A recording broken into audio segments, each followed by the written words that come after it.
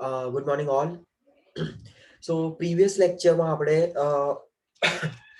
composition of atmosphere and આપણે નવો topic start કર્યો હતો energy interaction in the atmosphere કે ભાઈ એટમોસ્ફિયર જે છે બરાબર એ તમારી જે એનર્જી ઓર જે રેડિયેશન આવી રહ્યું છે આપણા જે સોર્સમાંથી બરાબર સો એના સાથે કેવી રીતે ઇન્ટરેક્ટ કરે છે અને કેવી રીતે આપણે આગળ વધે છે બરાબર સો પ્રીવિયસ લેક્ચરમાં એક આપણે એટમોસ્ફિયરિક વિન્ડોઝનો એક ટોપિક જોયું હતું બરાબર કે what is a atmospheric window. Atmospheric window is that કે આપણે જે બી સોર્સમાંથી મતલબ એનર્જી સોર્સમાંથી જે બી રેડિયેશન આવી રહ્યું છે બરાબર લાઈક એક એક્ઝામ્પલ હું તમને આપું કે સનમાંથી જે બી રેડિયેશન પાસ થઈ રહ્યું છે બરાબર અને આપણે અર્થ સરફેસ સુધી પહોંચે છે બરાબર તો જ્યાં સુધી રેડિયેશન અર્થ સરફેસ સુધી પહોંચશે તો વચ્ચે આપણું જે એટમોસ્ફિયરનું જે કન્ટેન્સ છે બરાબર એમાંથી પાસ થશે બરાબર સો ડ્યુ ટુ ધેટ ફિનોમિના બરાબર કે આપણા એટમોસ્ફિયરમાં ઘણા બધા ડસ્ટ પાર્ટિકલ્સ છે વેજીટેશન પોલન છે બરાબર ગેસીસ છે ક્લોરોફ્લોરોકાર્બન્સ ને બધા કાઇન્ડ ઓફ બધા જ આપણે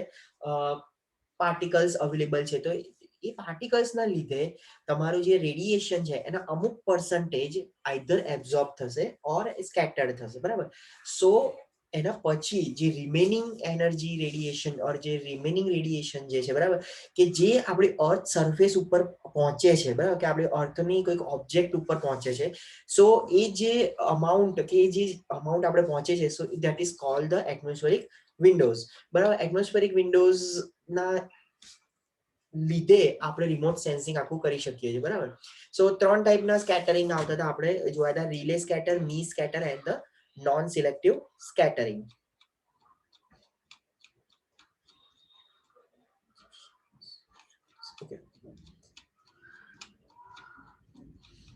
ઓકે સો નેક્સ્ટ આપણો ટોપિક છે sensor selection for remote sensing. While selecting a sensor, the following factors should be considered. બરાબર કે આપણે જ્યારે બી સેન્સર સિલેક્ટ કરતા હોઈએ તો અમુક જે ફેક્ટર્સ છે આપણે કન્સિડર કરવા પડે. તો first the spectral sensitivity of the available sensor બરાબર કે આપણે જે બી સેન્સર રિમોટ સેન્સિંગનું જે બી સેન્સર આપણે આઈડેન્ટિફાઈ કરીએ છીએ ઓર કન્સ્ટ્રક્ટ કરાવીએ છીએ બરાબર કે સિલેક્ટ કરીએ છીએ સો સૌથી ફર્સ્ટ એની સ્પેક્ટ્રલ સેન્સિટિવિટી હોવી જોઈએ બરાબર so what is a spectral sensitivity બરાબર આપણે EMR સ્પેક્ટ્રમ જોયો હતો બરાબર ઇલેક્ટ્રોમેગ્નેટિક રેડિયેશન સ્પેક્ટ્રમ કે જ્યાં 10⁻⁶ થી લઈને 10⁹ સુધી આખા રેડિયેશનના ક્લાસિફિકેશન આપણને કરેલા હતા બરાબર કે લાઈક માઇક્રોવેવ થી લઈને રેડિયો વેવ સુધી એમાં આપણે વિઝિબલમાં બી આપણે આવતું હતું બરાબર visible near infrared radio active microwave બરાબર ગામા રેઝ એક્સ રેઝ બરાબર સો આપણે જે બી સેન્સર સિલેક્ટ કરીએ છીએ so first the spectral sensitivity of the available sensor બરાબર કે તમારા જે સેન્સર છે એની સ્પેક્ટ્રલ સેન્સિટિવિટી હોવી જોઈએ કે જે આઈડેન્ટિફાઈ કરી શકે કે ભાઈ આટલા ટાઈપના રેડિયેશન આવી રહ્યા છે બરાબર second the available atmospheric windows in the spectral range considered. The spectral range of the sensor is selected by considering the energy interaction with the features under the investigation. બરાબર સૌથી ફર્સ્ટ તમારે available atmospheric Windows તમારે find કરવી પડે કે આપણા અર્થ એટમોસ્ફિયરમાં maximum amount આપણને કઈ એનર્જીમાંથી મળે છે બરાબર ઓર જેમ કે આપણી જોડે સન છે બરાબર એ ડિફરન્ટ ટાઈપની રેડિયેશન પાસ કરે છે બરાબર પણ એમાંથી અમુક રેડિયેશન જ આપણી અર્થની સરફેસ ઉપર જે ઓબ્જેક્ટ છે ત્યાં અથડાઈ અને પાછી જાય છે બરાબર સો જ્યારે બી તમે સેન્સર સિલેક્ટ કરતા હો the available atmospheric windows in the spectral range considered, the spectral range of the sensor is selected by considering the energy interaction with the features under the investigation, the source magnitude and the spectral composition of the energy available in the particular range. બરાબર કે તમારી જે source છે magnitude છે અને spectral composition છે બરાબર like જે બી હોય X-ray હોય gamma ray હોય visible હોય infrared હોય the source magnitude and the spectral composition of the energy available in the particular range. Multispectral sensor simultaneously through multiple narrow wavelength ranges that can be located at various points in the visible through the thermal spectral regions. બરાબર સો આપણે જ્યારે બી sensor select કરતા હોઈએ ત્યારે અમુક આટલી વસ્તુનું આપણે ધ્યાન રાખવાનું આવે છે બરાબર સો અહીંયા તમારો આ જે ટોપિક છે એ કમ્પ્લીટ થાય છે બરાબર છે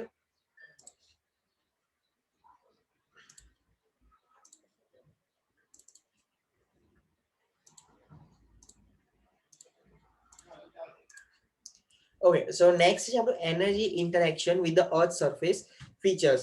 બરાબર. આપણે આના આગળનો જે ટોપિક હતો તે હતું energy interaction with the atmosphere, કે ભાઈ એટમોસ્ફિયરમાં જે બી આપણું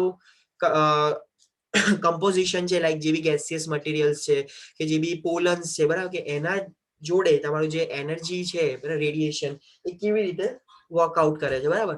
સો હવેનો જે નેક્સ્ટ ટોપિક છે એ છે energy interaction with the earth surface features. Energy incident on the Earth's surface is absorbed, transmitted,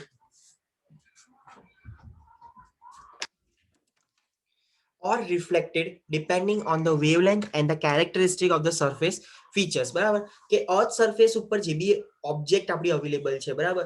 so energy incident on earth surface is absorbed, transmitted or reflected depending on the wavelength and the characteristic of the surface features such as a barren soil, vegetation, water body, બરાબર. So આપણને ખબર છે કે જેમ જેમ ઓબ્જેક્ટની characteristic બદલાય એમ તમારું જે રેડિયેશન છે, બરાબર, એનું absorption, scattering, reflection and refraction, બરાબર, એ બધું જ આપણું ચેન્જ થાય.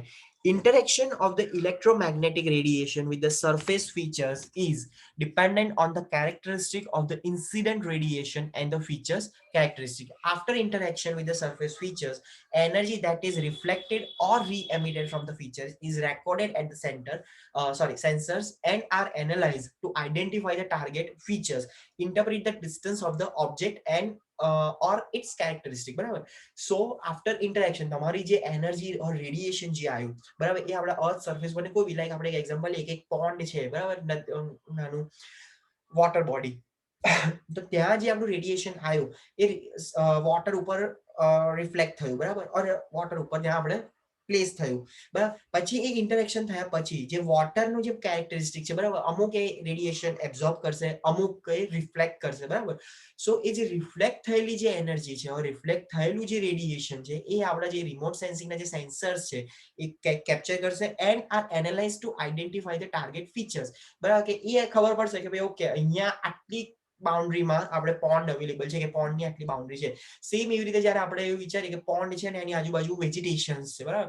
સો જ્યારે એનર્જી રિફ્લેક્ટ થાય છે તો એના દરેક ફીચર્સ અલગ અલગ હોય, લાઈક વોટરની કેરેક્ટરિસ્ટિક અલગ હોય તો એ કંઈક અલગ ઇન્ટેન્સિટીની રેડિયેશન પાસ કરશે, જ્યારે ટ્રીઝ હશે ઓર વેજીટેશન હશે તો એ કંઈક અલગ ઇન્ટેન્સિટીની રેડિયેશન પાસ કરશે, બરાબર. So after collecting the reflected or re-emitted energy, બરાબર, આપણે જે સેન્સર્સ છે એ સેન્સર કલેક્ટ કર્યા પછી એનું એનાલિસિસ કરશે અને એનાલિસિસ કર્યા પછી આપણને ગ્રાફિકલી રિપ્રેઝન્ટેશન આપશે, બરાબર છે. First, energy interaction. The incident electromagnetic energy may interact with the Earth's surface features in three possible ways: reflection, absorption, and the transmission. These three interactions are illustrated in the figure. બરાબર, like અર્થ surface છે આપણી, બરાબર. Incident radiation, જે radiation થયું, બરાબર, એમાંથી કંઈક absorption થયું, કંઈક ટ્રાન્સમિશન થયું અને કંઈક રિફ્લેક્શન થયું. Reflection occurs when the radiation is redirected after hitting the target. According to the law of reflection, the angle of incidence is equal to the angle of reflection, બરાબર, કે તમારું જે એંગલ પરથી તમારી એનર્જી રેડિયેશન આવ્યું છે એના એ જ એંગલ, સેમ સિમિલર એંગલથી એનું એ જ રિફ્લેક્ટ થશે, બરાબર. હવે જનરલી ત્રણ વસ્તુ થાય, આપણે એબ્ઝોર્પ્શન થાય, ટ્રાન્સમિશન થાય અને રિફ્લેક્શન થાય, બરાબર. એબ્ઝોર્પ્શન એટલે લાઈક આપણે વાત કરીએ કે ટ્રી છે, બરાબર, એના પર આપણે રેડિયેશન આપણી થયું, સનનું રેડિયેશન આવ્યું એની પર, બરાબર. સો અમુક શું કરશે કે એબ્ઝોર્બ કરશે, બરાબર. એબ્ઝોર્બ કરે એટલે લાઈક આપણે વાત કરીએ કે ફોટોવોલ્ટેઇક જે ફોટોસિન્થેસિસ ઇફેક્ટ થાય છે, બરાબર, તો એ કાઇન્ડ ઓફ એબ્ઝોર્પ્શન થયું. એના પછી જે ટ્રાન્સમિશન, કે લાઈક એ જે હીટ આવી કે જે રેડિયેશન આવ્યું એ એને ટ્રાન્સમિટ કરે છે આઈધર એના રૂટ સુધી કે કોઈ બી બીજી રીતે, અને અમુક વસ્તુ રિફ્લેક્ટ કરે છે પાછું, બરાબર. So the reflection occurs when the radiation is redirected after hitting the target. According to the law of reflection, the angle of incidence is equal to the angle of reflection. બરાબર, આ તમને જે દેખાઈ રહ્યું છે એનર્જી રિફ્લેક્શન, કે angle of incidence is equal to the angle of reflection. Absorption occurs when the radiation is absorbed by the target.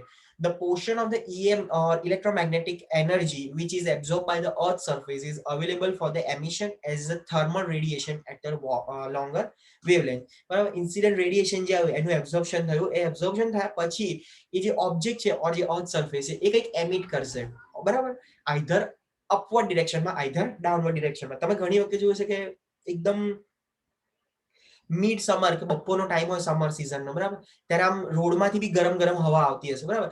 So this is called the જે બી heat energy આવી છે આપણી, એ આપણે અર્થના જે રોડ્સ છે એ એબ્ઝોર્બ કરે છે અને એ પાછું એમિટ કરે છે.